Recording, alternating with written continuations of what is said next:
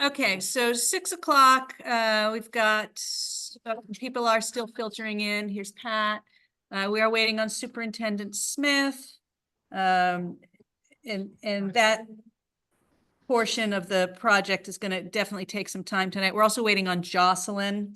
And Jocelyn, made up some mission statements, so at some point I want to get to that tonight too. We've got some new people, entirely new people in the room. Kelly Langer from up at the high school, and Hayden Savageau, who is joining us for the first time just because he heard about the project on Winnie, which is cool. But he's been working down doing doing volunteer forestry, right? Down at I'm employed by the state. Employed. Seasonal maintainer. Okay, at Patchogue Forest, so has some interest in the permaculture portion of the project. Nice. Also new in the Zoom room is Darla Rilling, who reached out to me late last week or early this week, who has some very interesting synergy in something that she had initially proposed in Putnam. That for reasons that, you know, I'm not conversant with, just never took off, but she sent over a really nice sort of concept plan document that I'd like to have her go over. Nice. That's cool. Yeah. Exciting. So again, just for the sake of the brand new people, and it's going to be repetitive for a lot of you, so just bear with me, especially while we're waiting for Jocelyn to come in. Just the history of the project in general. The town owns a building at 65 Main Street, which, as most of the people here know, was originally gifted to the town by the same family who gifted us the 1909 high school. Served as a residence for the superintendent. That use fell into obsolescence. Then it was the public library, then it was Teague, and as everybody here knows, it's been empty for the last 12 years. So when I came on 5 years ago, it was brought to my attention by Ken Beausoleil, who was first selectman at the time. And I started looking for solutions for a way to bring it back into useful life. And without going into the whole shebang of how we got to where we are, after a few years of grant applications, I came up with a pair of federal awards, one to initiate the renovation of the building from the U.S. Small Business Association, and a second one from USDA Urban Agriculture and Innovative Production Program. That's what's funding this planning process, which has involved this, which is the public workshop series. We're in workshop 11 of 12. The 12th will be in September. It'll be held at the library as a send-off to the workshop, a synopsis of everything that we've done. So we're hoping to get a wider group of the public attending that, so we can really show them what we've done and what our next steps are. A part of this plan, as you guys know, but mostly for Hayden and Kelly and Darla, has been not just to plan how we're going to use the building, but how we're going to also activate the grounds and an adjacent parcel, which is part of Riverside Park, but currently inaccessible. And that's where the whole permaculture park aspect came in. We spent a lot of time on that, have some great concept plans. And as a part of writing the master plan process, because we've been really efficient with our USDA grant, we will have enough money to have a proper boundary survey done and construction drawings for the park created. So we will be ahead of where I thought we were going to be by the end of the master plan process in March of 2025. So that's where we are. What I want to start with, and it's a little different than what I had proposed. Actually, no.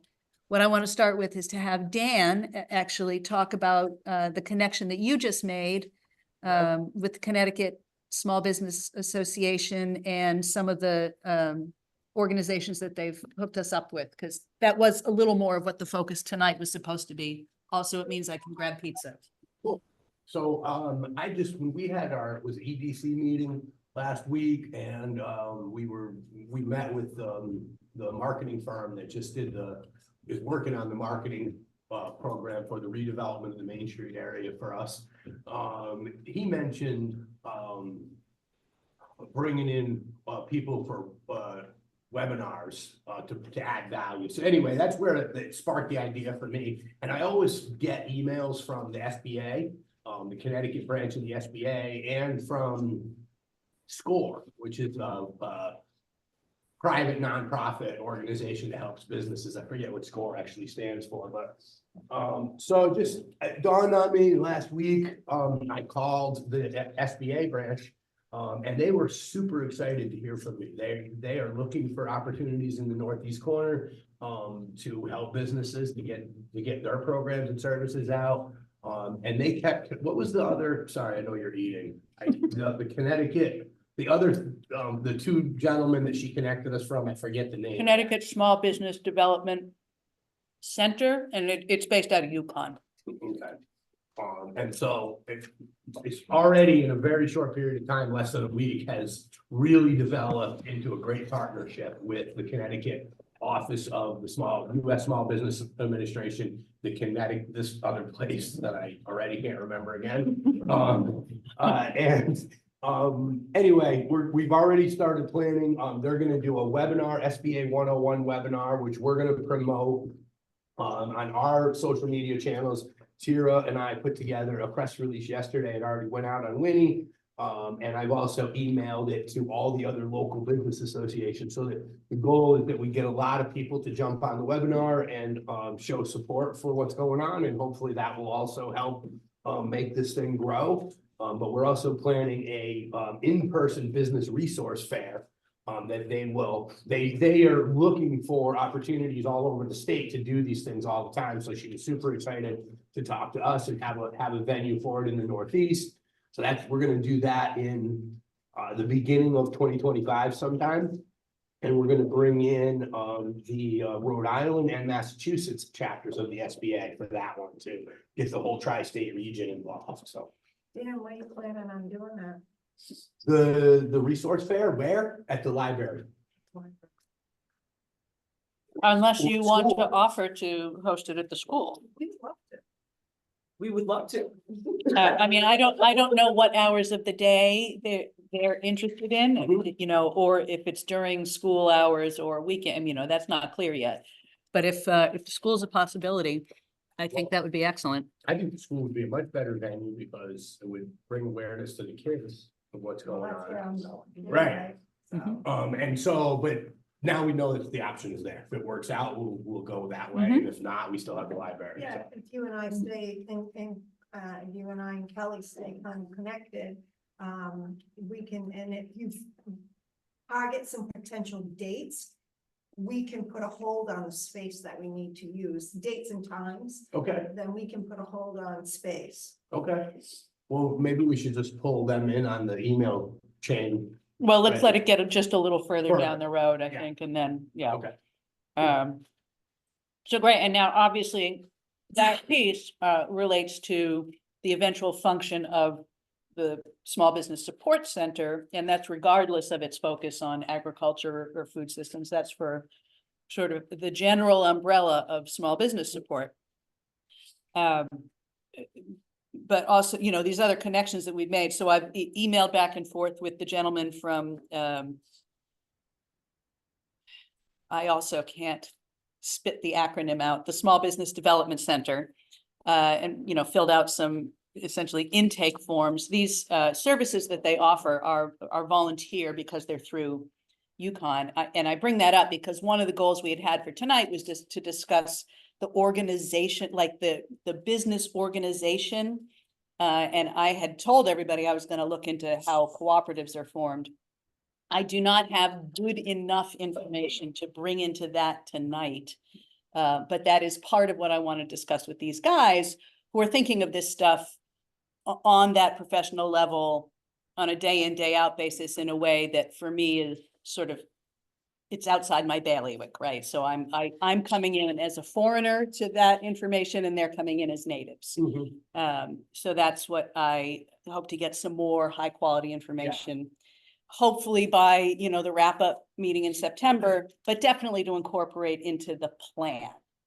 Yeah, I forgot about that part of Yeah. it, with the fact that they are willing to come in and help us with that programming and planning and how do we do this? Because you guys are experienced at this and we're not. Right, and that includes legal advice on how those incorporations are formed. So that's super valuable because although we have a lot of different kinds of expertise in not just the organizational partners, but in the wider cohort, there are still those little missing bits and pieces, which are very important connective tissue. So, yeah, so I just wanted to start with that. So, because I don't have anything about the cooperative, the formation of cooperatives, but Melinda and I had another conversation yesterday about the capstone project, and today was the first day of school. What I want to spend time, most of the time doing, although also reserving some time for reviewing the mission statement options that Jocelyn worked up. So let's talk about that capstone project, what it might involve, what we might need to do to support it, what your ideas are, like how we want to get those kids working on this project from that marketing standpoint. Yeah, and then we're gonna apologize because it is the first day of school, so around 7 o'clock, we've got a bewitching hour that both of us have to attend to something, so we're gonna kind of scoot out, but Kelly and I and Tim O'Brien, in June, I think, as a result of one of our meetings here, started to have a conversation around how can we start to actually address the project, bring the project to a better awareness in the community. So started to talk to Kelly. Kelly is now the permanent business teacher at Chitawat Memorial High School. And so because she is that business teacher, she also will be teaching marketing the second semester. All year, All year? all year. Oh, I already good. previewed this project today with the kids. We were talking 65 Main today and I explained to them that, you know, that they're working with the old T building, and, you know, turning it into a business resource center and the food forests, everything like that. And that we would be kind of doing more of the, in my frame of mind, and everybody can certainly correct me if I'm wrong, but we can do some of the social media marketing. My kids can definitely do some work on websites and things like that. And getting them involved in contacting people even as well. I'd love to get them more networky as well, but definitely the actual marketing piece of it. Because I've always been looking to bring social media marketing more into the forefront, because I think that's where we're moving towards. And this would be an opportunity for them to basically take the documentation of this process and move it out to the public. Nice. That's awesome. I love hearing that, social media, marketing, getting the school involved in doing that. But I want to talk with you. I was gonna talk to you more than anyway. This is separate really, but about maybe working with the school and to do social media for the TBA too. Yeah, and so part of it is that there's a video, right? And so Tim O'Brien is that teacher.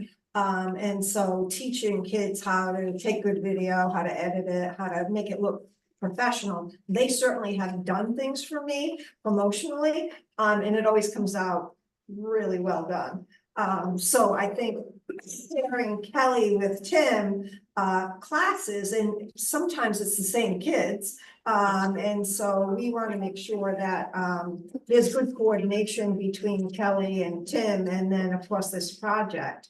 But when you started to talk about, you know, this resource fair, I mean, Kelly teaches accounting, right? And so, I mean, and so the business training that our kids get generate all out of this one classroom that this one teacher teaches. So I think it's important for us to make sure that we're connected on that end as well, because I see some future melding of programming beyond marketing, right? Right. And we've talked about that.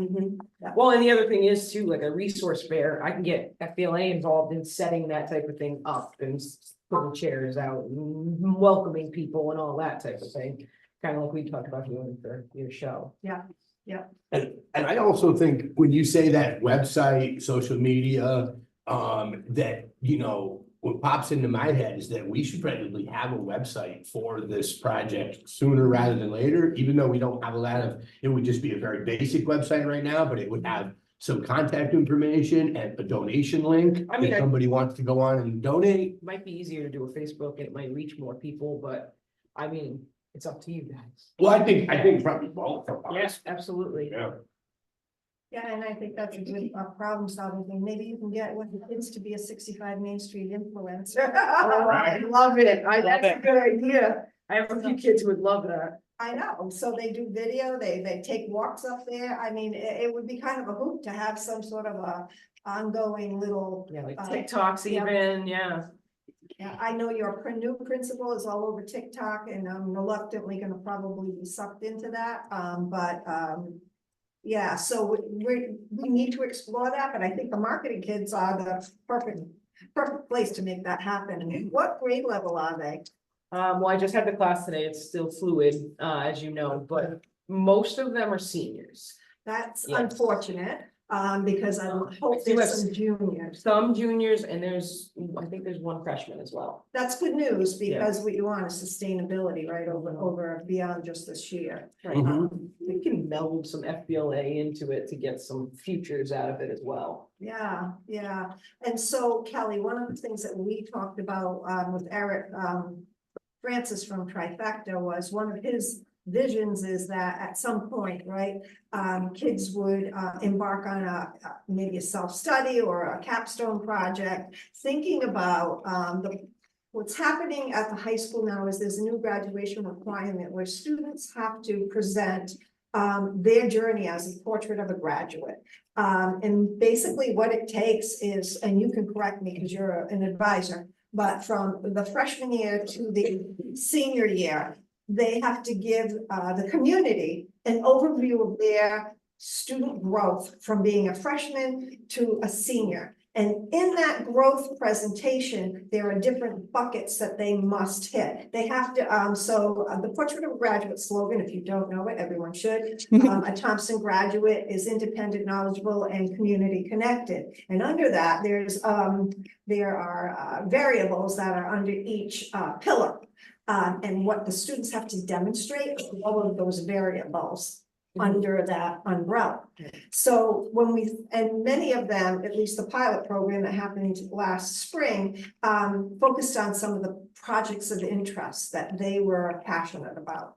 And so if somebody grabs hold of this 65 Main Street project, which you've got seniors, so I bet there's gonna be some that might be interested in just that, then their project becomes under their umbrella of POG, a real focus on what they contributed to the community as a result of that connection.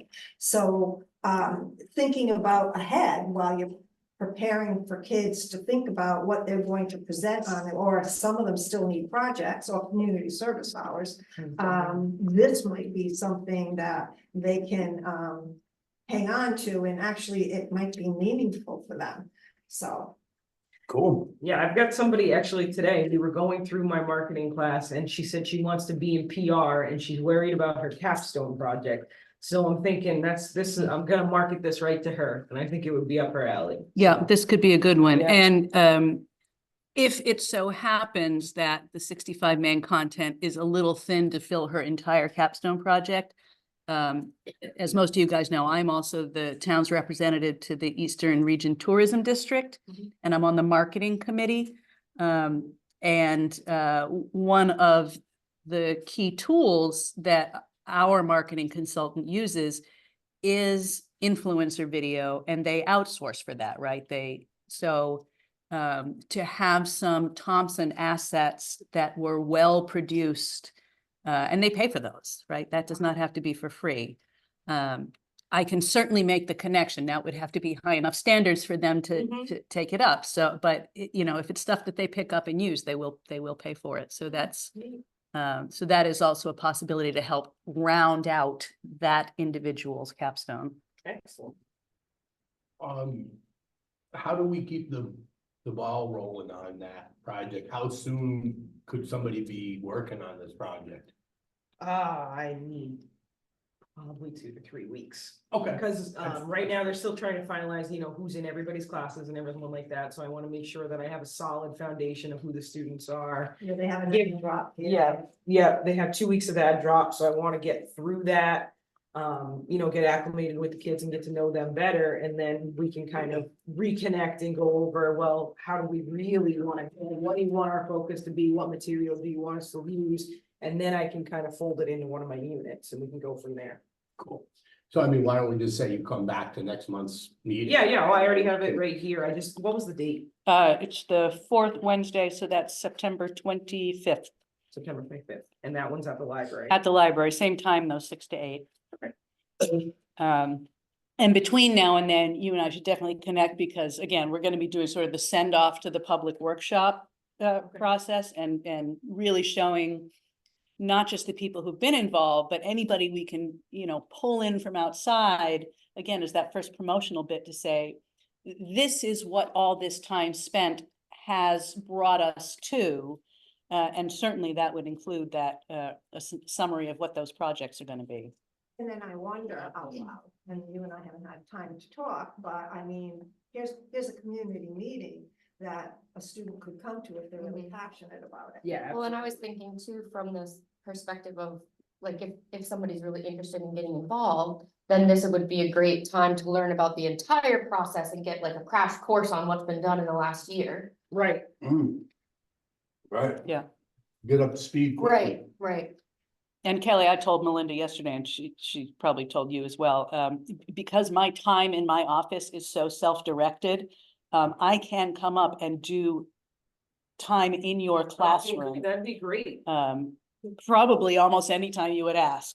Yeah, that might be something to do during this ad drop period where they're still making decisions. But if it's here, come and. Yeah, give and give a overview of presentation, the talked project. about the project, Yep. maybe you have some pictures or whatever you could show them. I have I'm sure you hundreds do. of pages, Exactly, I knew I could hundreds see it and in your hundreds of eyes, yep. pages. You know, show them that, and then that'll give us a base to work with, so like, hopefully somebody gets excited about it. Let me know when you're doing that, because if I can, I'll come too. I I'd will, love to. I will Alright, definitely. and You have, I have it, I have your email, I'll email you. Everybody on earth Yeah, has my it's the email. plan. I'll email you. Yeah, that would be, yeah, let me know too, but that would be wonderful, because then who's better than Tara to give the perspective of what's happened over a year? And especially with some of those plans that are put together, I mean, if it all pulls together, what a wonderful thing for Thompson community and our schools, for sure. Well, I think, not against that in any way, shape or form, but to expand on that, what I think we kind of almost just realized is how important it is to pull Yeah, more surrounding areas into this, because in order for it to work, if it's a co-op and there's, you know, we need members, we need people that are gonna willing to contribute money and time to it, then we just need more people. And there's so much around here. There's so many other business associations and 3 states that we can work with, so. Yeah, I Sure. mean, I think we've always at least tacitly understood that, you know, this project has reach outside of just Thompson. I mean, as much as it's at the core, it's a Thompson project because it's using our town's resources to improve our local economy in that grassroots way. You know, nothing exists in a vacuum. In order for our small businesses to reach out into, you know, the region, they need to have connections. so we're a member of the Northeast Chamber, so I mean, those folks have a huge network. And I know the school department is a member, so I mean, I think Right. it's Yeah. something to. And I've spoken to Elle about she's still relatively new as a director. She's not Yeah. brand new anymore. The most recent director there.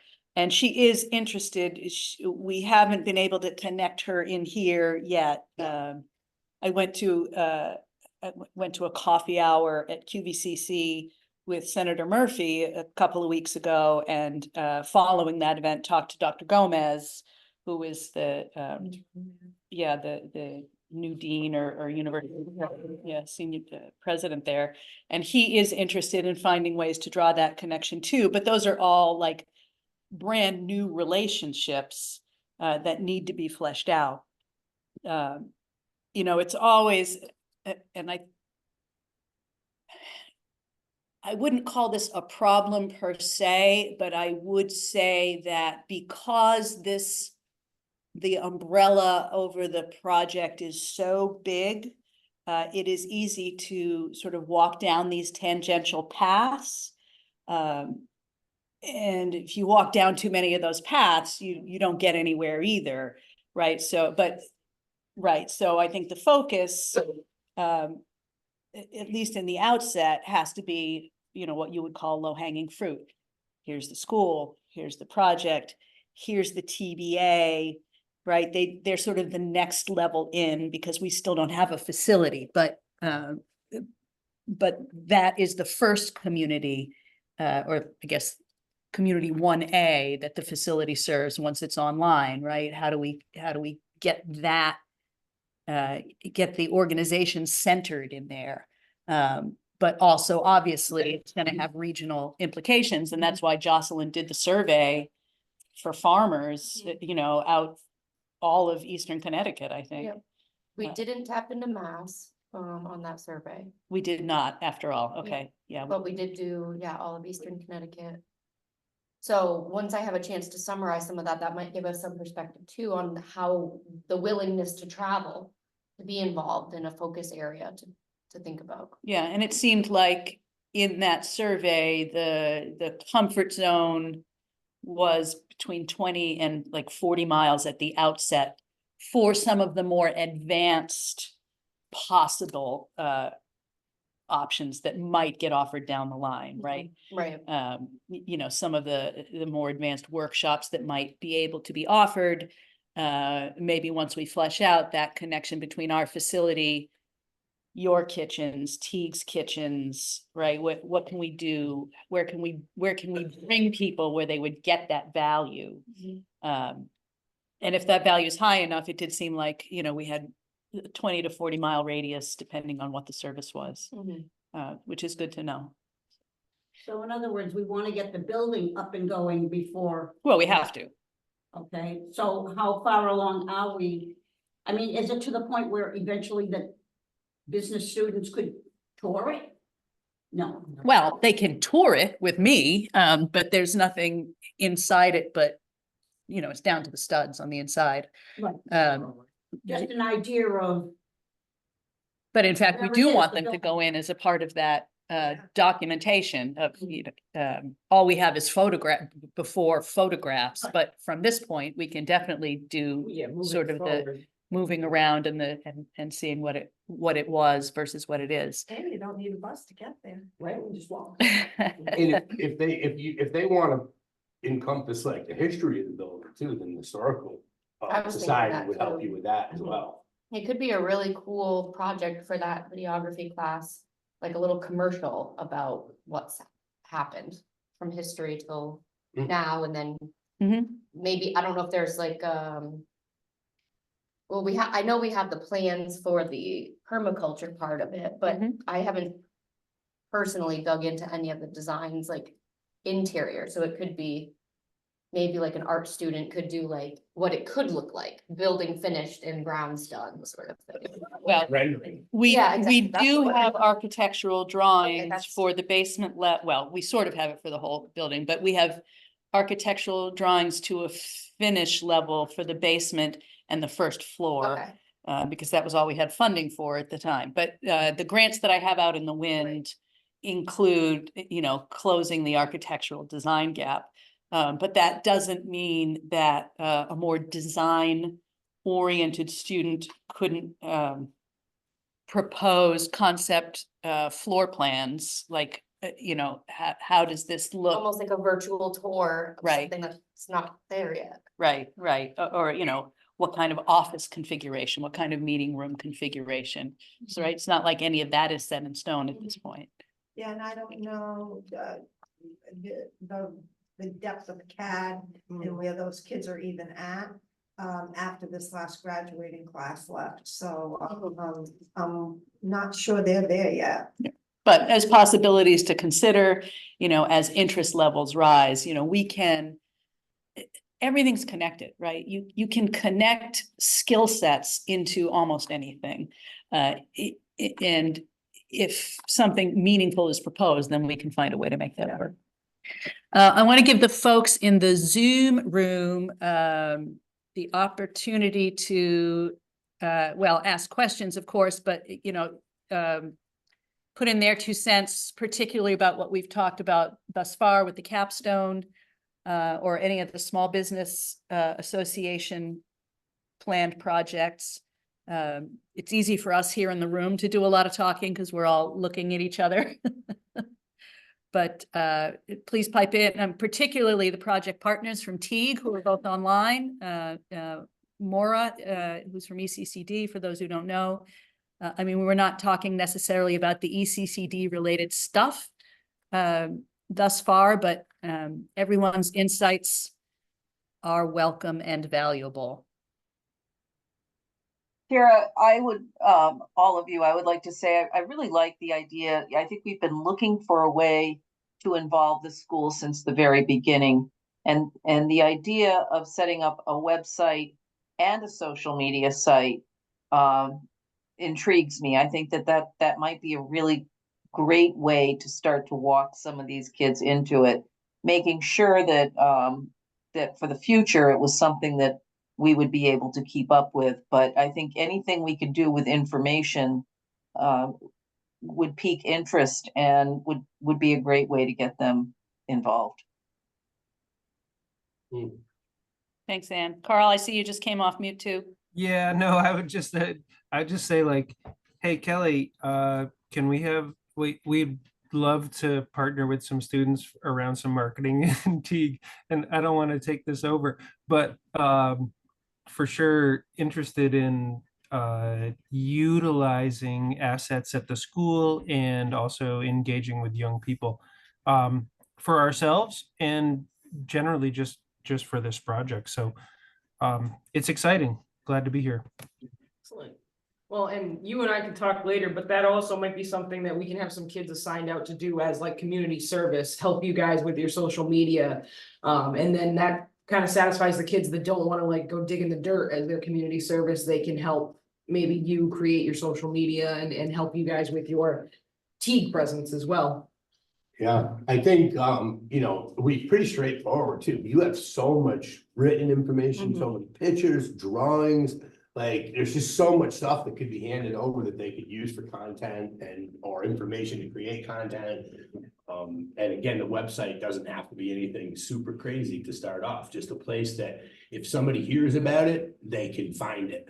And then they can donate, they can sign up to volunteer, have like an email sign up on there, a donation link, information about when our meetings are, stuff like that. I like everything. Yeah, just a landing page, basically. Right, yeah, it doesn't need to have multiple pages at this Yeah. point, exactly. But you don't really know yet what you're working with because your class is still in flux. Right. So, yeah. Yeah, yeah, we're still working, yeah, and it's possible we'll also have some other classes involved, like we do some website design in one of my software classes, so they might help as well. It's only day one, right?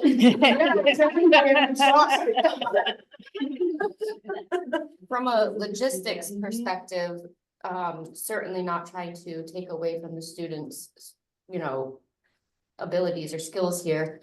But RC&D could do the behind the scenes setup of that. Like I could set the Facebook page, give you access, you know what I mean? So that's sort of when the time comes that rather than having. So you have the framework and then you Yeah, and just then go they from there, can, they fill it in. we throw a logo on there and then they could do it. And I'm thinking that might reduce, it'll allow them to jump right in rather than I having like to that. deal with the administrative stuff of it I love first. it. I could do the same with a website, easy. Yeah. I could work with Kelly and just get a URL and then it's there. And then we can deal with credentials and content. Nice. That's great. Look at how much we accomplish. It's so great. Hayden, you look like you have questions. No, thank you. Okay. Just checking. Happy to see so much information shared. I'm very intrigued. Awesome. Now, the school does, don't they do some hydroponics too up at the school? Aquaponics, Huh? aquaponics, yeah, Okay. except the fish just died, so. Oh, the fish with the plants on it, is that what you, no? So Yeah, in the tank, the fish are in the tank, the fish juice goes into the plants, yes. We had koi there for 4 years. And unfortunately, they came and they flushed out the system, and a few days later, the koi didn't make it.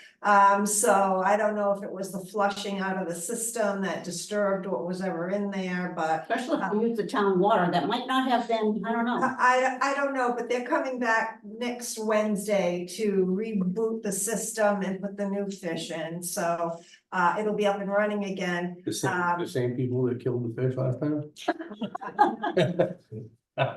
Some of the fish have committed suicide. Right, I mean, like, they don't last a long time. But 4 years, I mean, we were kind of like, especially our custodians who feed them every morning, they're the kind of family after 4 years, so. So you don't do the hydroponics, you're just doing the okay.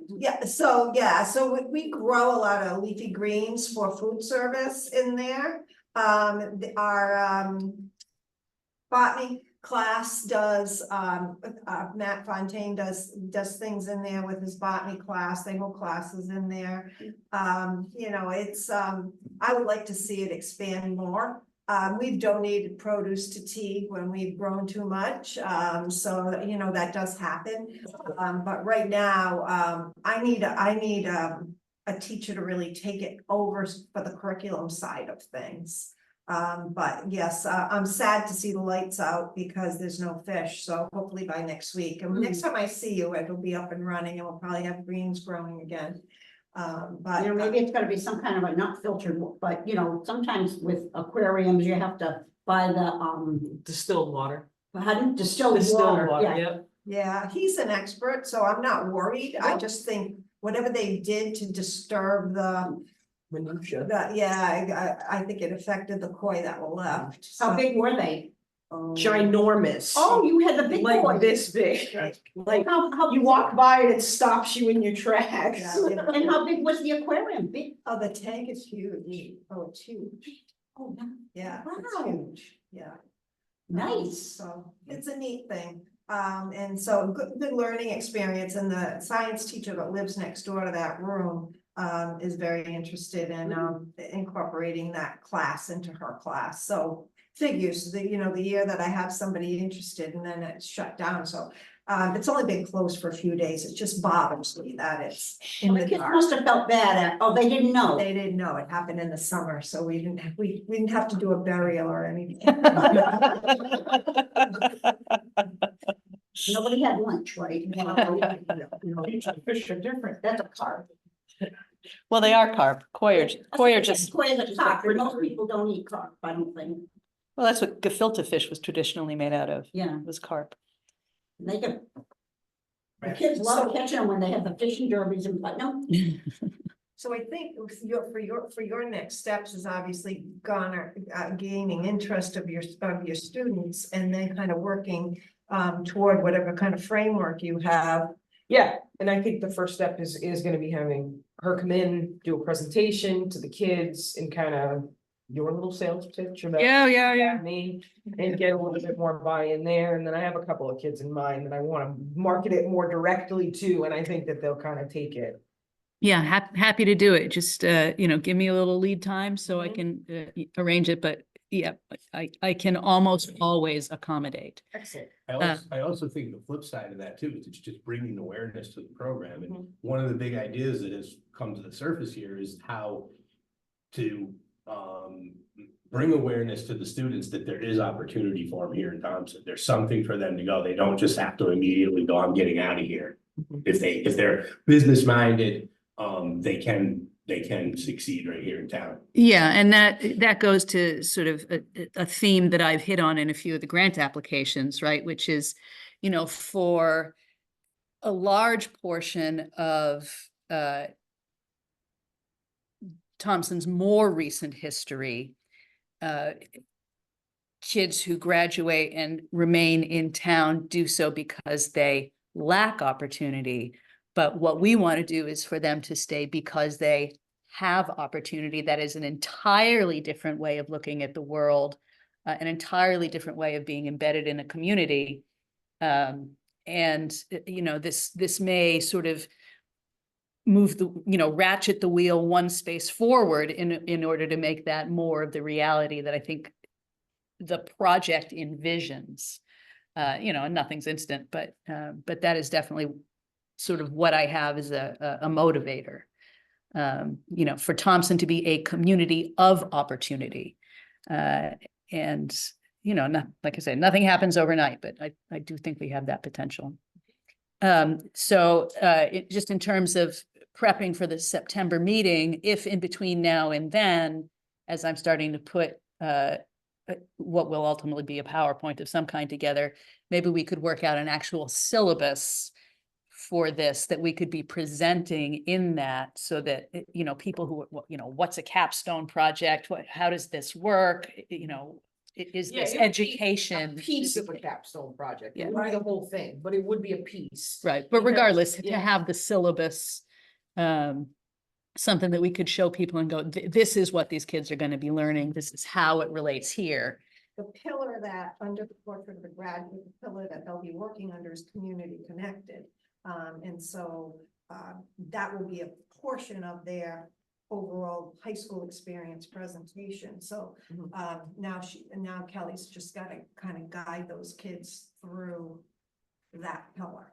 But this is a project that I think would gain a lot of interest. And then for those kids that are in marketing that are underclassmen, I'm just thinking long-term sustainability and connectivity to the project is going to be essential, because you don't want to keep churning out seniors because the learning curve there. But for kids that are going to be invested 2-3 years, I think helps the project continue to keep moving forward and helps us to develop more curriculum related to the project.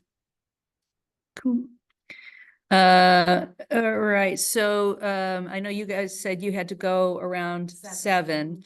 So before you go and before we do discuss anything about the mission statement, I actually want to give Darla the opportunity to introduce herself to you and sort of talk about the project that she tried to get off the ground with Delpha in Putnam, because it's very closely related to some of the things we've been talking about for the future of the facility. So introduce yourself, Darla.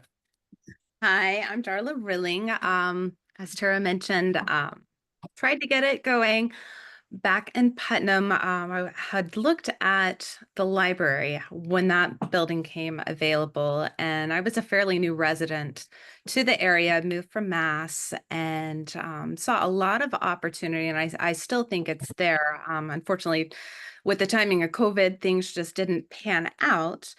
But the piece that I'm focused in on is really having that shared commercial space with a commercial kitchen and small business development.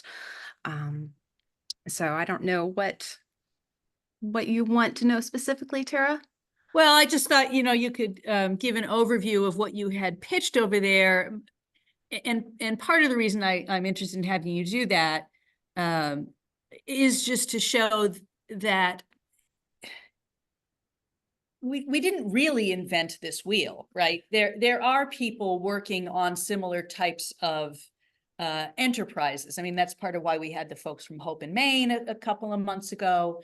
And also, you know, although you're coming in late in the workshop process, the amount of thought you put into your proposal says to me that, you know, going forward, you may be an excellent candidate to be a part of that cooperative structure, right? As we actually establish how this is going to work and it becomes an organization. So I can give you screen share if you want to show your little concept plan. Give me a second here. And folks in the room will know, once it goes to screen share, I can't see raised hands or anything. So if you have comments, just take yourself off mute. But go ahead whenever you're ready, Darla. Okay. Oh, I'm not able to see the screen share. See, it's my view here. So you should have a little icon at the bottom of your Zoom screen that says share screen with a tray, unless I didn't actually turn it on. Yeah, it's on. Okay. Okay. Oh, give me just a second to get it open here.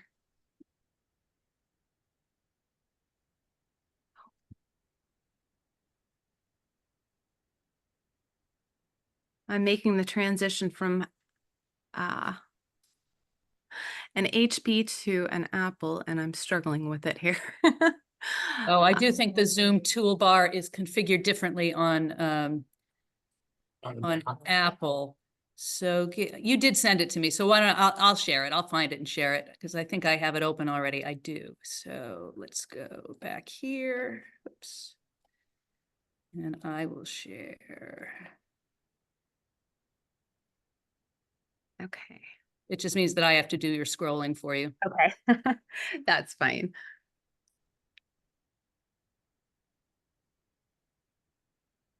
Okay, you take it away, Darla. All right. So it may make a little bit more sense just knowing my background. I've been in the health food industry, packaged goods since 2001. Worked my way up from retail, doing marketing through supply chain and distribution.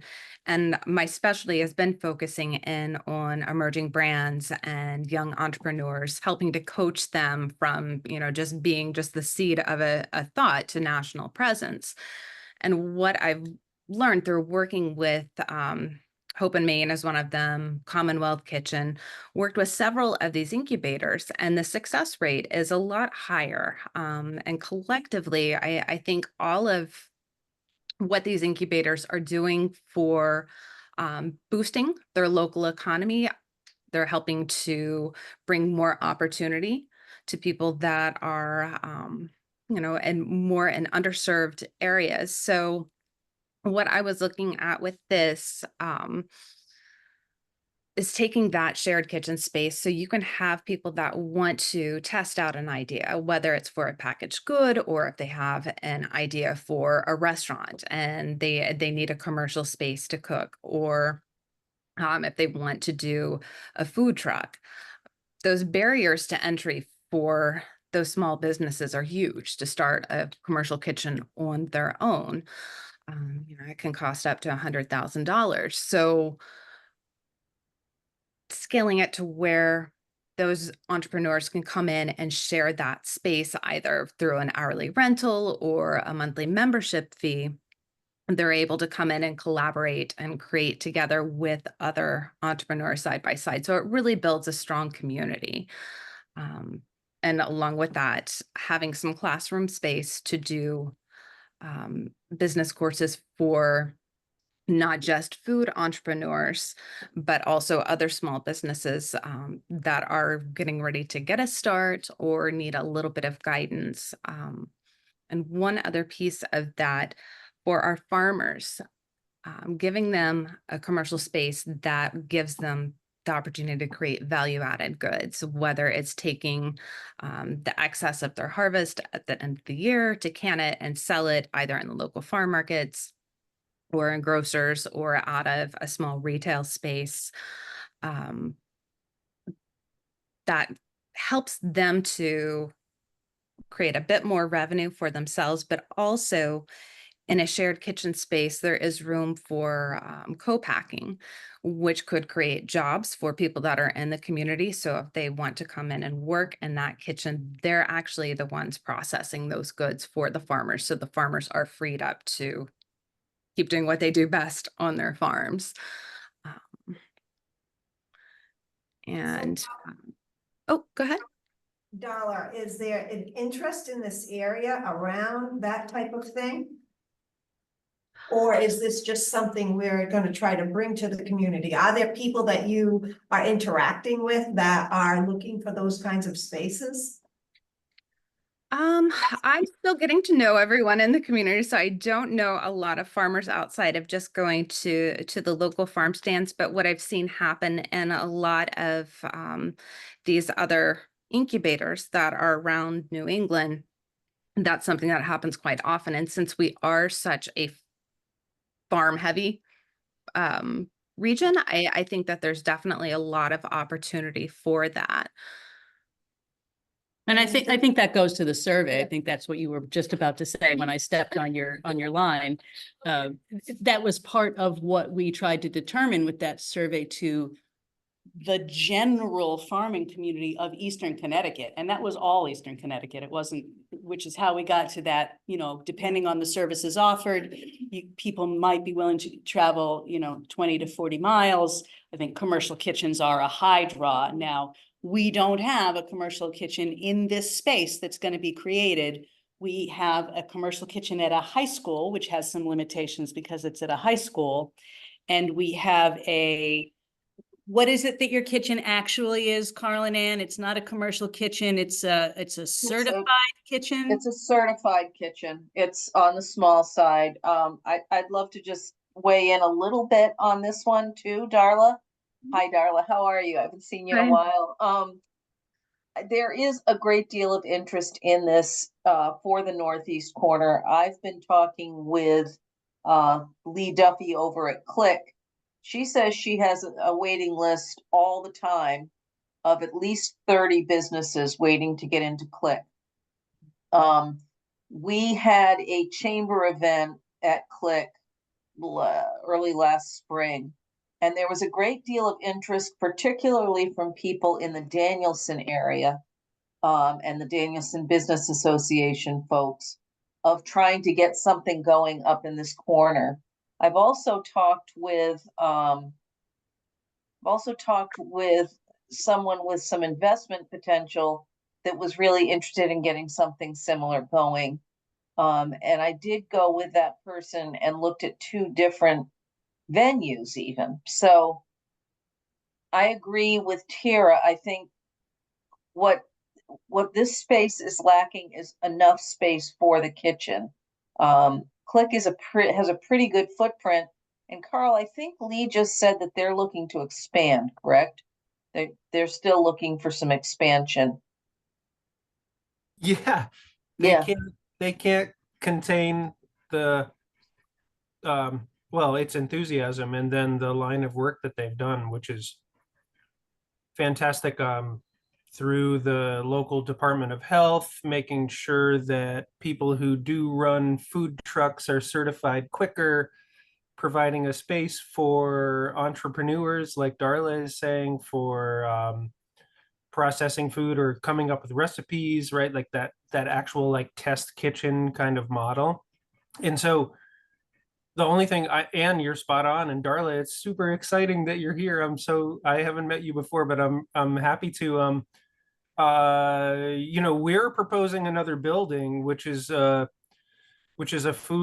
emergency food hub at Teague, and this is primarily going to be processing space, so we can add to this equation. We're in the feeding hungry people business, and we are trying to get more efficient at it and be more of a hub for this local area because there's not a lot of agencies doing this work. So the building that we're proposing building it's not a kitchen space necessarily at this point, but it is a processing space. So it's like a sister or a brother of the work that would be happening at 65 Main, or another Click style, more established presence in Danielson or wherever the community decides that it should be. But we've been on this track, I think, at Teague for some time to kind of open the doors to more food for our communities, and then also more space to be able to work more openly. So let's keep going. Yeah, I think the only other thing I'd like to add to that is that Lee Duffy also indicated that a good number of people who approached her and ended up on the wait list were people from Massachusetts and this corner too, so that there's a need that's been identified there. So I think, you know, you've got some great ideas. I'd love to keep talking to you. I think 65 Main could go hand in glove with something like that, but I agree with Tara. I don't think that the space is large enough there, although Tara and other folks, you know, when Carl and I have been talking recently, I think having some kind of a small space in there that could be instructive or whatever, if we could fit that in, would really be an asset for this building. I know the building has a small footprint, and I know that we've said we weren't going to include, or we weren't thinking we were going to include a kitchen, but you know, maybe some kind of a demonstration kitchen or something. I don't know. Anyway, Well, the permaculture consultant had proposed a demonstration kit, an outdoor demonstration Outdoor, kitchen. yep, So yep. It in no way was it a substitute for a stainless steel countered certified, No. but that was more, I think, for community classes around just making meals more than creating products. But, you know, everything is potential until it's actual. Right. Now, our design budget did not incorporate a commercial kitchen. So none of our estimates, none of the grants that I've written involve that kind of equipment heavy renovation. But if we are looking, you know, well down the line, right, we're starting with that where the resources are all within our control. You know, facilities, businesses, organizations do expand. So that could be a down the line goal, right? If we're working from our local community, our local students to the regional small business community who needs, whether it's work share or maybe, you know, some intern support a couple of hours a week through the facility, some basic business classes, right? Those things are all relatively easy to plug and go. But gradually ramping up. If the thing gets legs, right? So maybe that's something that 6 years from now, you do a capital campaign to raise, right? If the facility thrives and you say, hey, we need this to expand. What's the inventory of spaces that are available to us to expand into? And there are spaces that are potential. None of them are ideal or currently available, but they exist. So I'm gonna throw out the original intent of building a culinary kitchen. We have an industry standard culinary kitchen. It was $500,000 to put that kitchen in, all grant funded. The original idea was that we were going to run a program days for kids on either nights and weekends for community, and QBCC was going to honestly send us a free instructor during the day, and then they were going to run their programming at night or on the weekends, so that that kitchen was going to be completely utilized day and night. And that fell by the wayside because they restructured the Connecticut community colleges and their area of educational programming had nothing to do with culinary. So that kind of all unraveled. There is a potential at the school campus, and especially in the summer, right? Where the kitchen is idle all summer. That, just to start planting the seed for 65 Main and these possible connections, could there be a conversation around, okay, we can offer the kitchen space during this period of time for maybe budding businesses to come in and experiment with putting together product or whatever have you. So that's why I was intrigued with what you were saying, Dollar, because there might be a potential of at least utilizing some of the space that we know sits idle when we're not in session.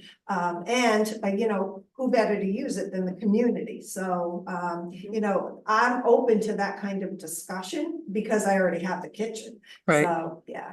And Yeah. for 65 Main, I think it's important to also note that value-added products are not always just edible. So there's still the opportunity, I think, at the 65 Main facility to have like a maker space where people can do value-added things. You could make soaps with your herbs, pressed flowers, greeting cards, herb bundles for burning and cleansing and all of that. There's oils and all of the things that are non-edible things that come from some farm product anyway.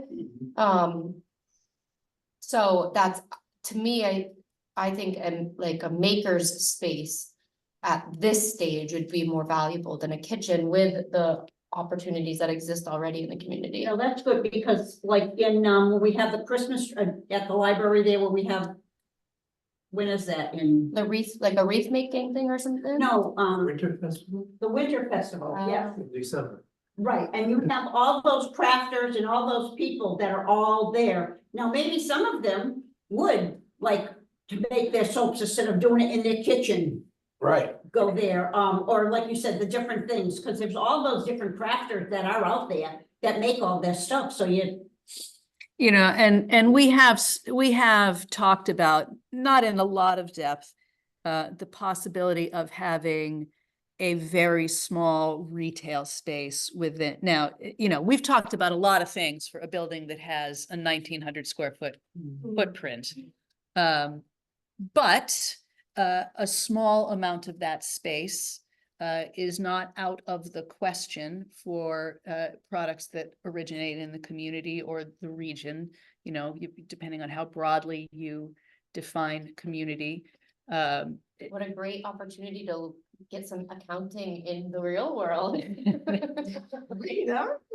right, think about that.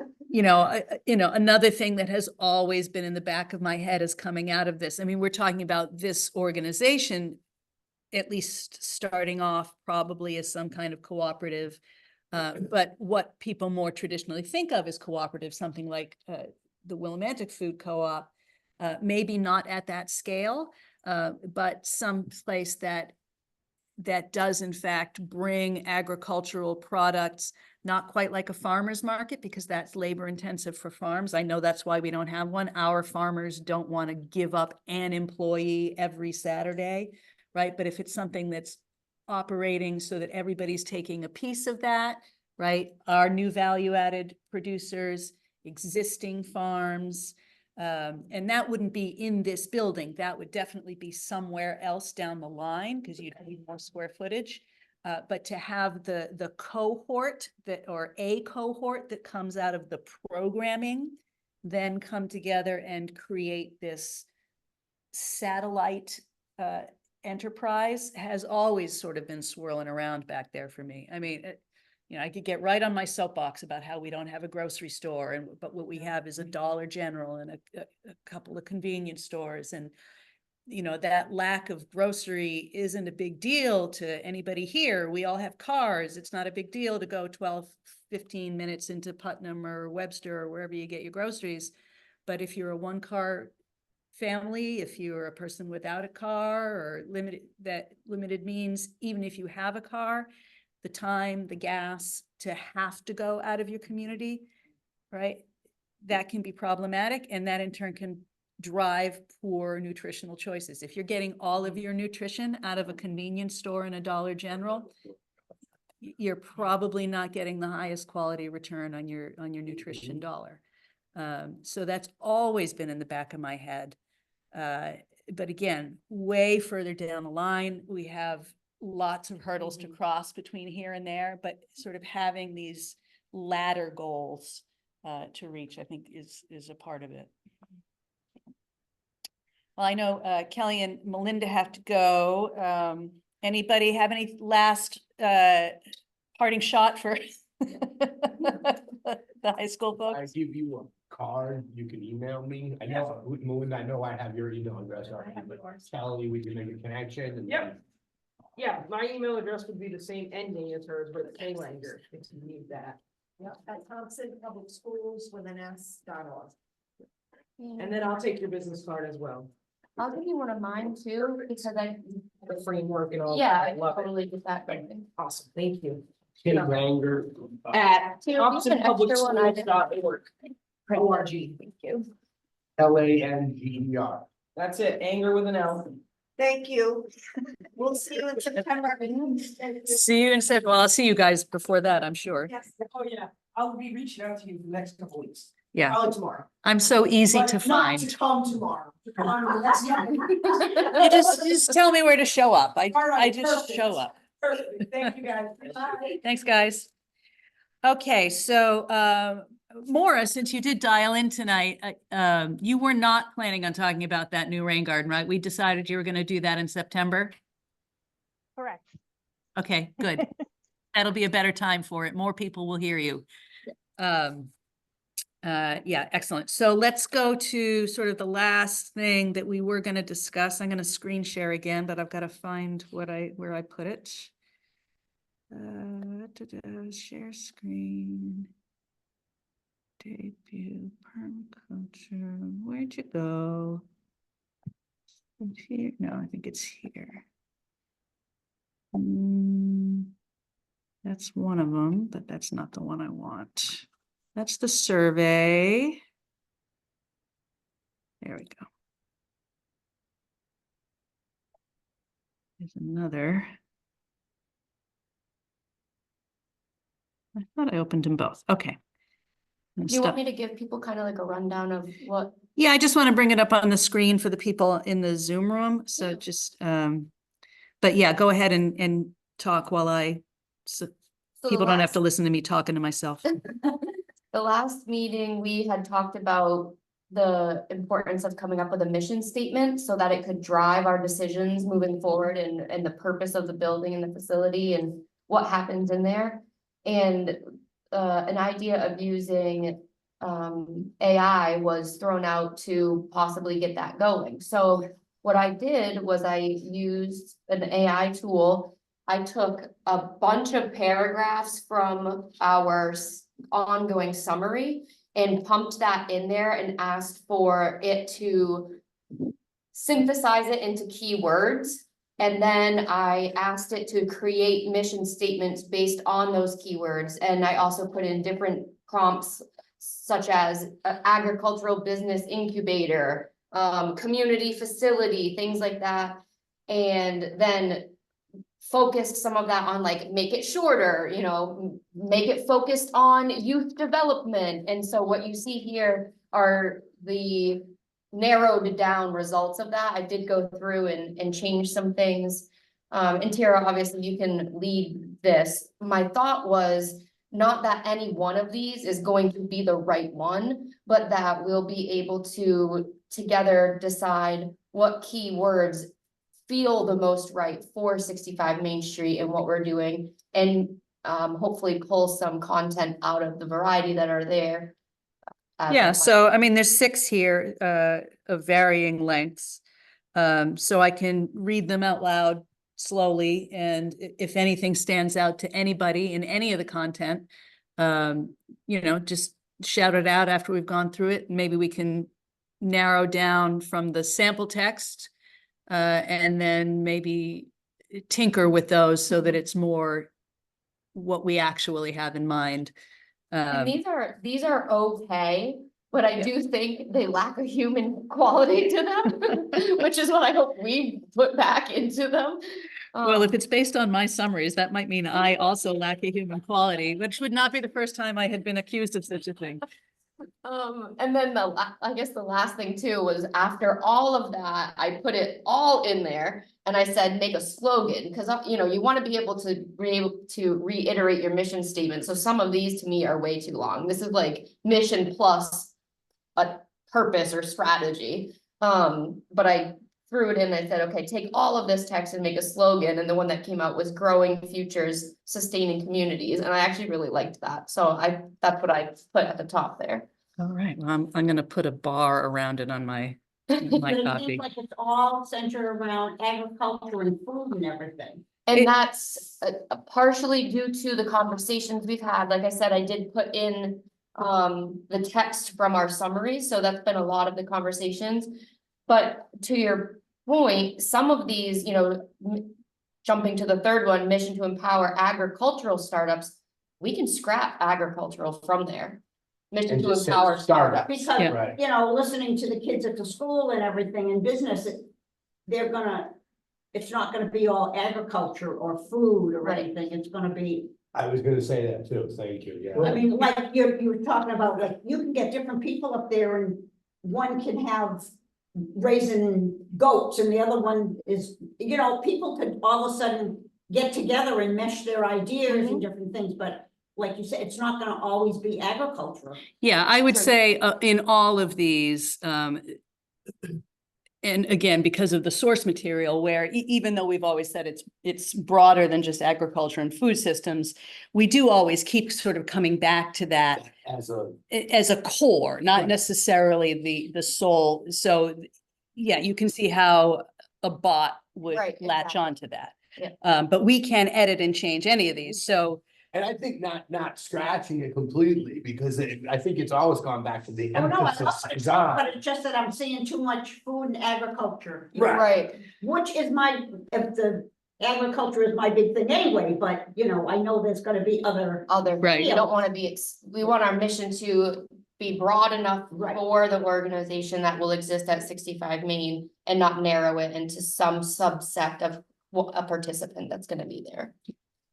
So I guess I'll read through them one after another. I'll read them slowly. And then if anybody wants to go back to any of them, just call them out if anything speaks to anyone closely. So number 1, our mission is to foster innovation and growth within the agricultural sector through collaborative support, strategic partnerships, and hands-on education. By nurturing emerging talent and promoting sustainable practices, we aim to build a resilient community and enhance local food systems for a healthier, more equitable future. That was number 1. Number 2, we are committed to empowering the next generation of agricultural innovators by offering a collaborative space that bridges the gap between visionary ideas and successful market solutions. Our mission is to support and accelerate the growth of agribusinesses through tailored resources, expert guidance, and strategic partnerships. We strive to enhance food security, promote sustainable farming practices, and stimulate economic growth in our community by fostering entrepreneurship and nurturing cutting-edge agricultural technologies. That was number 2. Number 3, our mission is to empower agricultural startups by providing expert mentorship, career and skill development, and resources that advance food security and sustainability. That's a much shorter one, obviously. Scroll for these for the online audience. Number 4, our mission is dedicated to empowering youth and community members through hands-on agricultural education and volunteerism. Our mission is to inspire and develop the next generation of leaders in sustainable agriculture while addressing food security challenges. By providing a vibrant space for youth engagement, fostering volunteer opportunities, and promoting innovative food solutions, we aim to cultivate a culture of collaboration and resilience. Our goal is to build a healthier, more equitable food system and equip young people with the skills and passion to drive positive change in their communities. I think I might have missed a bullet on that one. Oh, you think there were 2 in there? Well, it says It's long our enough to mission- be 2. Yeah, it says our mission twice, so I think the second our mission was part of a second result. Oh, I see. That's interesting. Because that would have been 1 short one and 1 long. Yeah. Okay. As presented on the page, number 5. So we can call that one 4A and 4B. Number 5, our mission is to cultivate innovation and foster growth within the agricultural sector by providing a dynamic, supportive environment for startups and entrepreneurs. We are dedicated to accelerating the development of sustainable agricultural practices and technologies through comprehensive resources, mentorship, and community partnerships.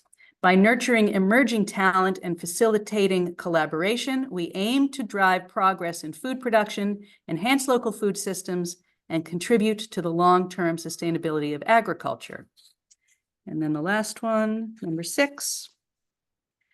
Our mission is to empower agricultural startups through mentorship, career skill development, and sustainable practices to enhance food security and build a resilient community.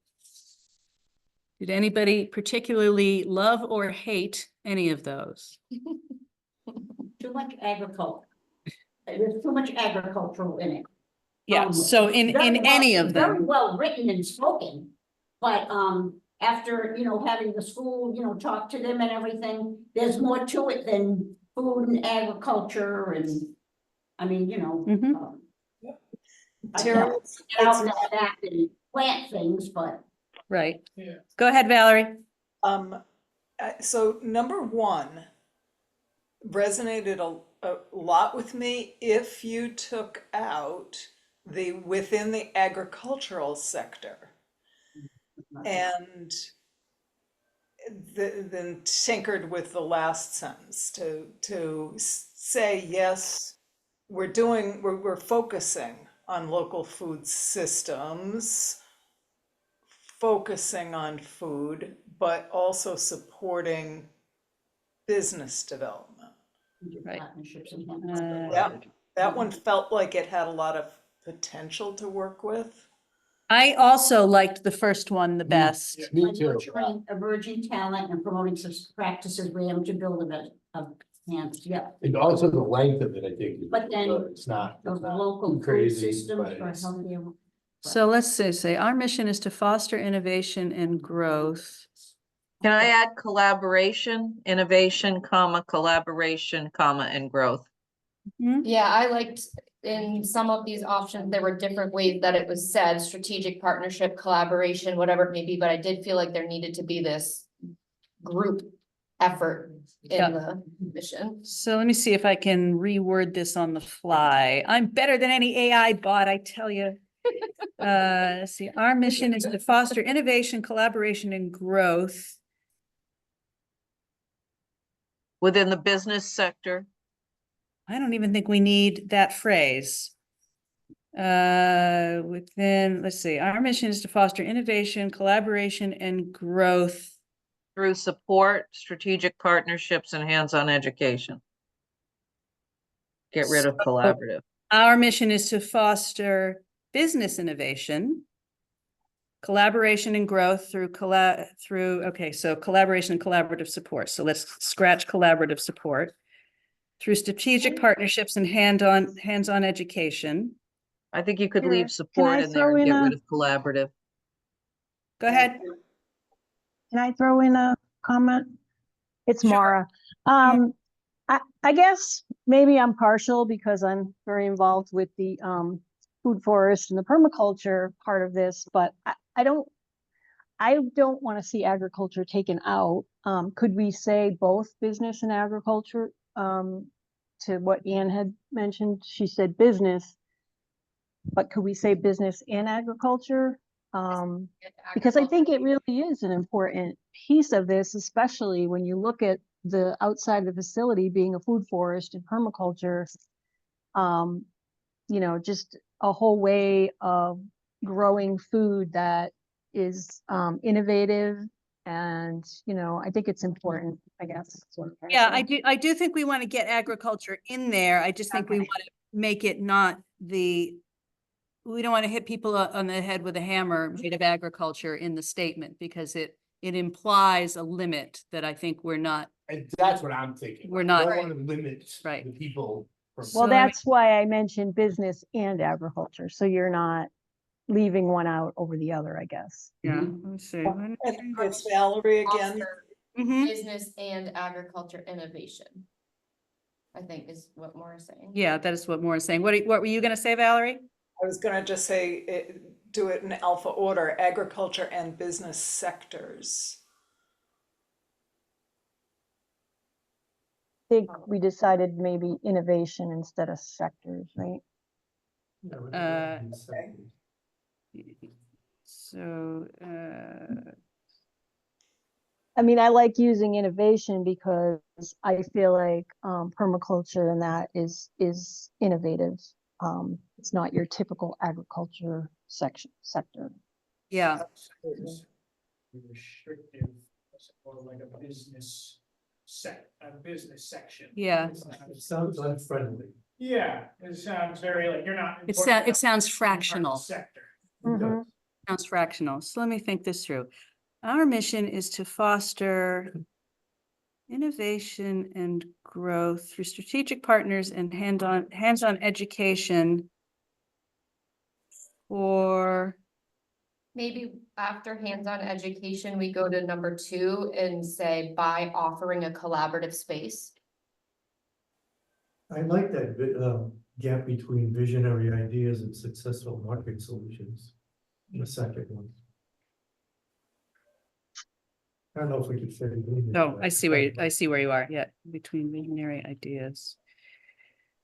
Our mission is to foster innovation, collaboration, and growth.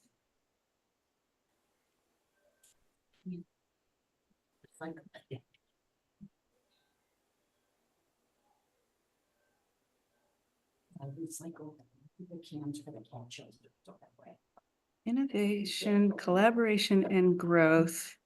You know what I really want to get to with this, and I don't think any of the 6 examples really say this, is capitalizing on the community's strengths, right? Which is how we got to that agricultural and food system thing in the first place, is that it was capitalizing on the strengths and assets that already exist within the community while not limiting. And that's something I don't see in any of these. Let me see, I'm gonna make notes here.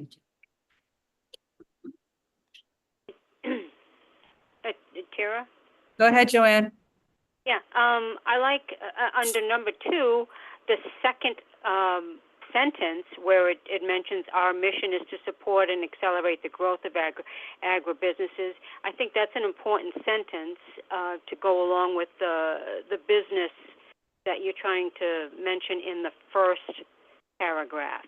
So I know you tried to leave out the agricultural, but it's mentioned in the second sentence of number 2. You could probably work on that sentence a little bit more, but that seems to be a good sentence to work with. Talking about strategic partnerships and tailored resources. Yeah, let's read that from the start of the second sentence on, because part of the problem with number 2 is that it's so long. Yeah. So let's read that section. Our mission is to support and accelerate the growth of agribusinesses through tailored resources, expert guidance, and strategic partnerships. We strive to enhance food security, promote sustainable farming practices, and stimulate economic growth. You know what? I think actually if we take out agribusinesses, let's try this. Our mission is to support and accelerate the growth of entrepreneurship through local entrepreneurship, through tailored resources, expert guidance, and strategic partnerships. We strive to enhance food security, promote sustainable farming practices, and stimulate economic growth in our community by fostering entrepreneurship and nurturing. So we could get just in our community. How's that word? They got entrepreneurship. Yeah.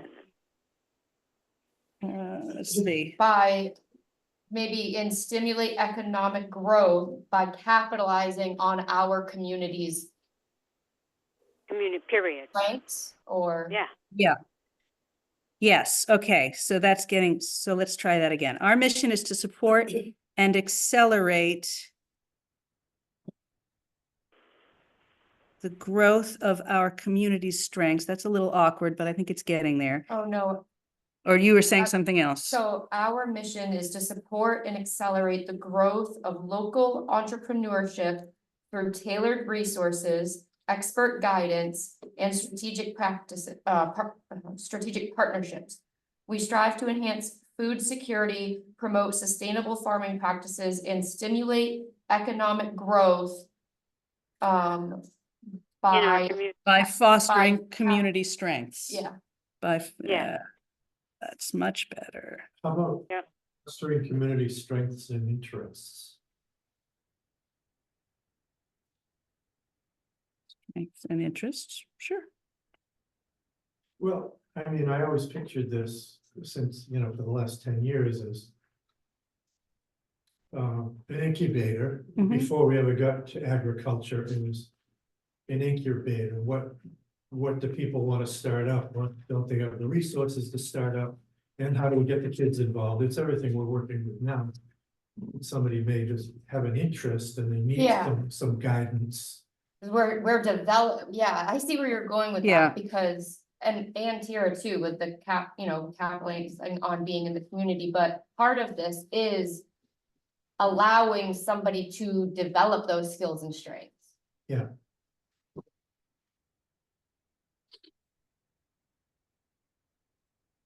But strengths and interests would cover it if you like the wording. Mhm. It's to the point. Yeah, so let's read that through again.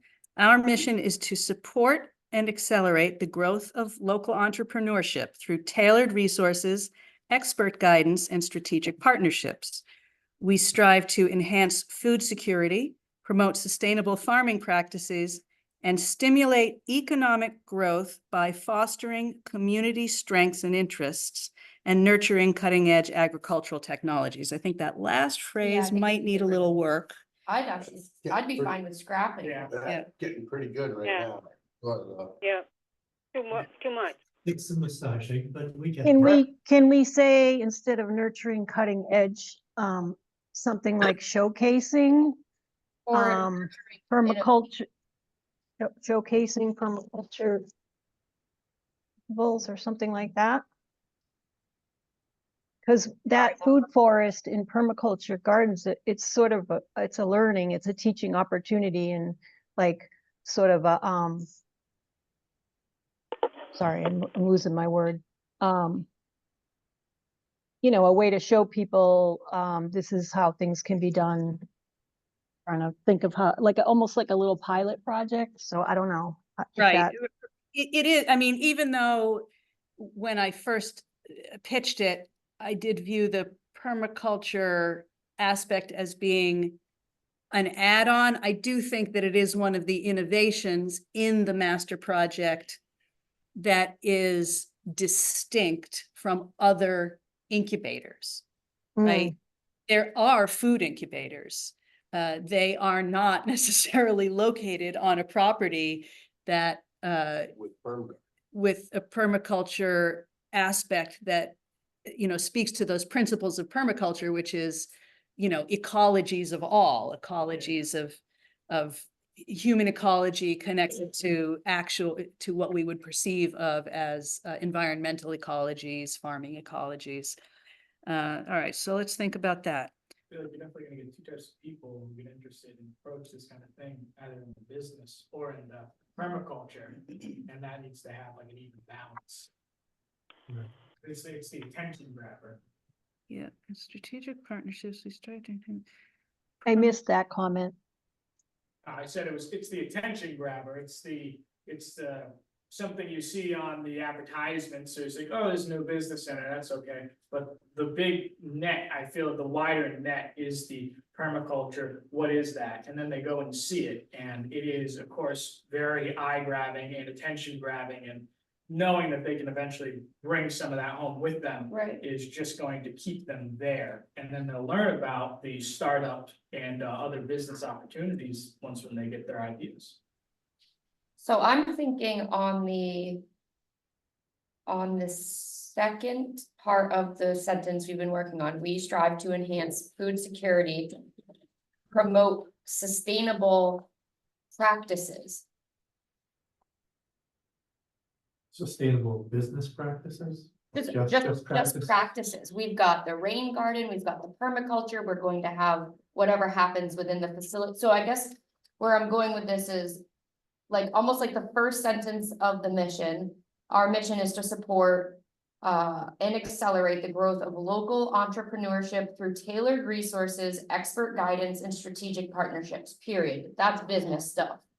The second part, we strive to enhance food security, promote sustainable practices, and stimulate economic growth in our community. And that's where I'm done. I haven't gone. Let me look at this. We strive. Options, but you're only gonna use one paragraph, right? Or Right, we wanted, at the last meeting, it came, and I think it was actually, I think you skipped weren't at the last one. That's why yeah. Yeah, so it came out of that one. I think it was actually more a suggestion that before we head into writing the master plan, that we develop a mission statement, which everybody liked that idea. So thank you to Jocelyn for bringing this in. Used to we have a whole pile of people and it's like, where's everybody?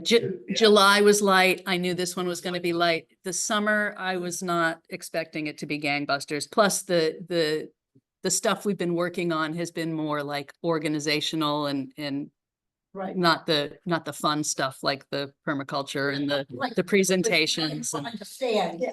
Tara? yeah, go ahead, Joanne. I just thought about one word that nobody's mentioned yet. If we're still talking about that last sentence about stimulating economic growth in our community by fostering diversified, cutting-edge agricultural technologies, and leave out that entrepreneurship. How about diversified? Doesn't that kind of tell different things? Or diverse. I'm honing in on something here that has more to do with the way permaculture gets described. For that, bear with me as I mumble this out aloud to myself a couple times. That's almost a good thing in a lot of these things. Our mission is to support and accelerate the growth of local entrepreneurship through tailored resources, expert guidance, and strategic partnerships. Yeah. We embrace a sustainable and regenerative business, agricultural, and economic ecology. That's better. Wow. That sounds great. It makes you scratch your head a little bit. Of course, it's a good thing I'm recording this because I have no idea what I just said. Well, you said we embrace instead of we strive. Yeah. So I like that. yeah. A sustainable and But regenerative. don't we do more than embrace? Isn't it supposed to be? Well, it could be more than embrace. But it's gonna be simple enough for everybody to understand it too. There might be a- Promote? Promote. Are we promoting Embrace, enhance. enhance? No, probably not enhance. Well, I think do we still have enhance in there? I don't know now. Yeah, I don't know now either. I feel like promoting Yeah, leans it's in there. and embracing leans more permaculture. Well, I think, oh, sorry, continue. It's more like logos and like pathos, empathy on either word. Yeah. It's hard for those differently. Embrace, to me, it feels like, Like I say, I'm glad that I have it on recording because I think I liked the way I said it, but now it's out of my head. I So, feel like embrace is allowing the organization that will exist to speak on its values. I like the break. It sounds open and like. Yeah. Yeah. Sounds like we're willing to accept anything. what'd you say, Joanne? I'm sorry. Pat was saying something. Sounds like we're, as opposed to strive, that means like, oh, that's a maybe. You know, we might be able to do it, but when you Right. embrace it, then you've already accepted it. Right. Yeah. Does everybody generally like, I mean, I may have to tinker with that wording a little bit again after I listen back to it on the recording, but let's just try it again from beginning to end, something like this.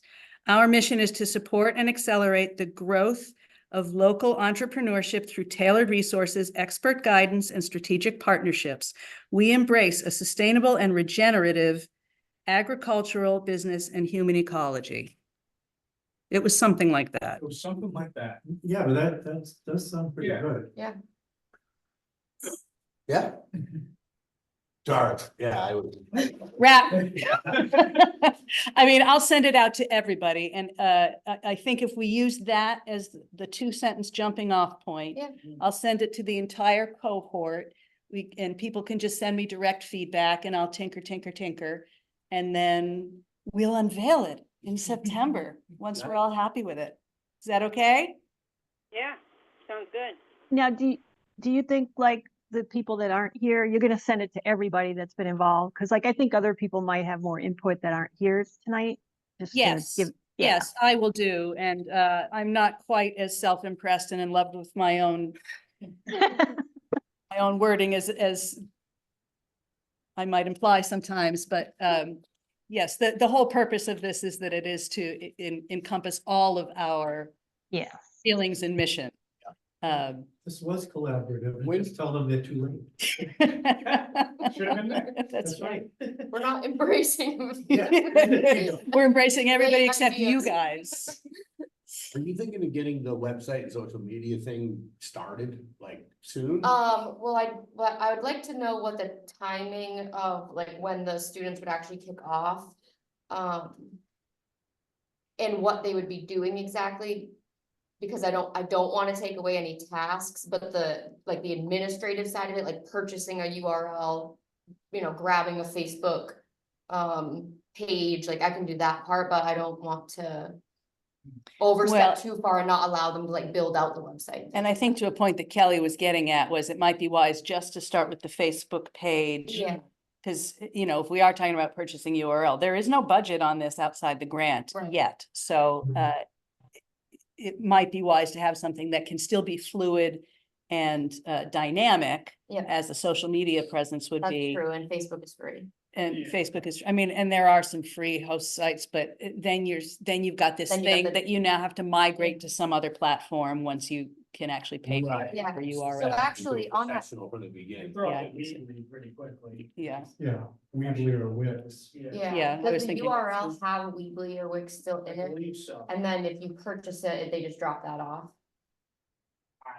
I'm not familiar. Yeah. don't know. I haven't looked at it in a long time. I think I made a Weebly back in 2015 for the high school project. Yeah. So, Still out there. yeah. No, just Yeah. actually grabbing a ULR to find the right name is, it's not. Well, not- we haven't even named this facility, Right. right? Right. So, Oh, I mean, exactly. we call it 65 Main because that's where it is. But it could be named after people. It could be named like Hope in Maine is after Where its location where is. it is, which is what it is kind of now, 65 I Main. think though, Like, there's Yeah. the amount of people who've been involved over the course of the year, like we've already got 65 Main rolling off the tongue. It is true that some things do take on a life of their own, and that may be where it lands, Yeah, but it's just that we haven't decided, we haven't made a definitive decision. Right, yet. right. But Yeah. I like it. and it's, it does lack a certain poetry. But then does it it can need always to be be this- poetry? I don't know. This, yeah, the subtext of like, Right. Utilitarian. Well, there you go. There's your And it- slogan, growing futures, sustaining communities. I like the slogan. Yeah. Having I like worked, the slogan. having worked in that building previously, it's really exciting. We want people to be excited. Excitement is important. on the topic of social media and a Facebook page, if and when we start that up, would it just be a 65 Main? I think that might be worth having a conversation, maybe with the group about that whole thing. Are we calling it 65 Main? Is that what we're kicking off? Because we'll have to call it something. Maybe in that sort of wrap-up meeting with the presentation where I expect we will have more of the cohort in the room, maybe we make that the last order of action in that, Yeah. what do we want to call this? Right. Early on, I was thinking of calling it the Turtelot Lindley Center because Joe Lindley was before I got here, really lobbied hard for that building to have meaningful use. Yeah, you did. If it weren't for Joe Lindley, it probably would have been knocked down years ago. We were still fighting. Although he this, did, but yeah. he did also at some point want to sell it because he thought that was the only way to get it to remit income back into the school system. So, you know, it's not like a 100%. It was always, let's use it for a thing, but it's entirely possible it would have been knocked down without his efforts long before I got on the scene. What was Growing Futures, what? Growing Futures, Sustaining Communities. That's kind of Which long also- title to call a building. 65 Lindley. 65 Lindley. Let's ask the AI. Yeah, right. The thing I do like about 65 Main is that it's kind of like hip, you know, like. It is easy to remember, It- but then there's also 85 Main in Putnam. Yeah, Oh, but that's fun.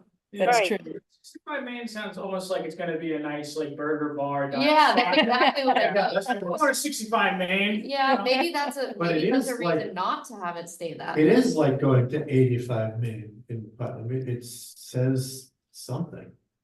Says where We you could are. always put out a request to the community to name it, or if they don't know what we're doing, maybe our committee should be the one to come up with a name as opposed to the town, you know? Well, that's why I was sort of thinking sort of as a last order of action at the last public workshop. Although we are going to open that up for people, for anybody to come learn what we've been doing. I do expect that most of the people there are going to be the people who have shown the most interest all along and may want to contribute there. You know, there is some extent to which you shouldn't try to remake what has organically happened, and we have organically been calling it 65 Main. I mean, you know, what are the other things people call it? The old Teague building, sometimes the superintendent's house or the Turtle Lot house, but none of those have had as much traction Right. as just referring to it as what it is. If we wanted to open up, we could always have a box or something at Community Day. People could put in suggestions. Of course, we'll load the box with 65 Main. We'll stop the ballot box is what you're suggesting. And here's the thing. I think the Lindley Center is just a safe default, very business safe in that Yeah. sense. 65 Main is more fun to it. Mm.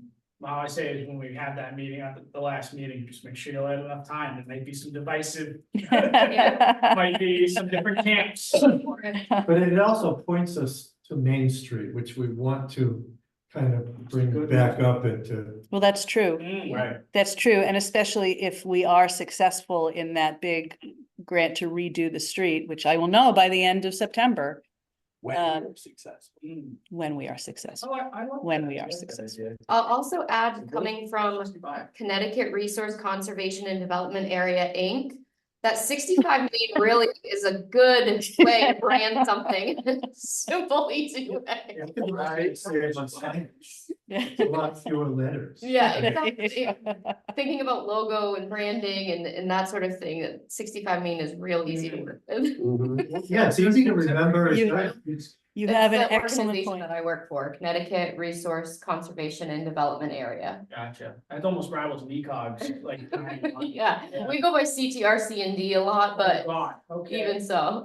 Yeah, well, RC&D. RC&D. Easy enough, easy enough. Connecticut RC&D, yeah. Okay, it is a quarter of, and I don't have anything else that I had prepared or that I feel we must discuss, but especially for the folks who aren't in the room, but in the virtual world, if anybody wants to toss anything in. As always, our partners at Teague and ECCD, but just anybody who's been listening in and has sort of a grace note on the evening.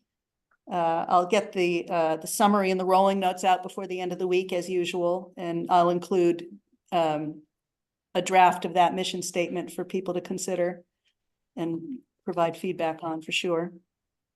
Anybody? How are we doing with the painting?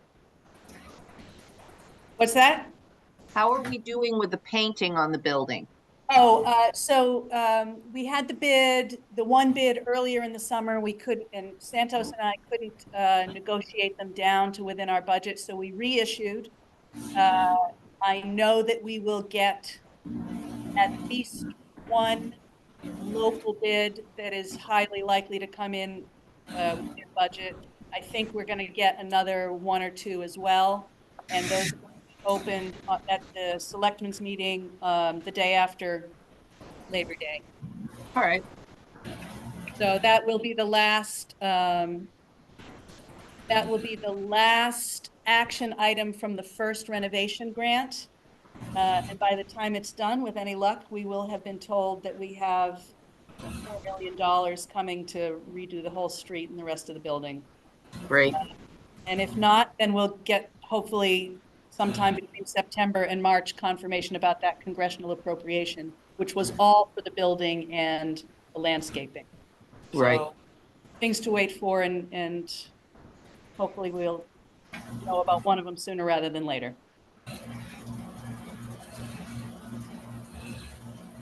Anybody else, folks? Steve, are you trying to chime in? Yeah, just one quick comment on the name.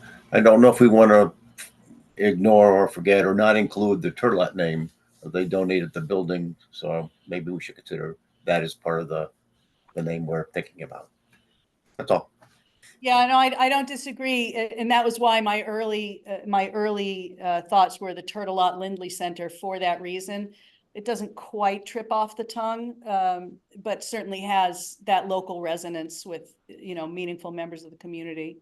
So, but we'll kick that around at the next meeting too, and maybe come up with a nice. Right. Yeah, it's not an answer, but it's just a comment that it's, they made the donation, and I would want to include their name in the designation of this building. Anyway. Yeah, that's a great point, Steve. Go ahead. Do you have something you want to say too? I was just gonna say, thank you for having this open to the public, and I know I'm like at the almost second to last stop here, but to know as a citizen, basically, I'm from Sterling, for those who don't know, on the Zoom call, and just to know that this is happening in Thompson, and like, this is becoming a reality, super jealous, and to know it's possible, and that, other residents are gonna start coming and being like, why can't we do this to all other towns? I mean, my town doesn't even have a gas station yet, so, well, we'll see if Sterling ever gets there, but, it's just very incredible to see this stuff in action, and to start seeing and understanding the process. Thanks for coming. We are embracing. Okay, guys, I'm going to shut it down for tonight and look for the rolling notes and the Zoom link for September coming out, and talk it up to all of your friends to come to the library in September. Good work, everyone. See you next time. Thank you. Have a good evening.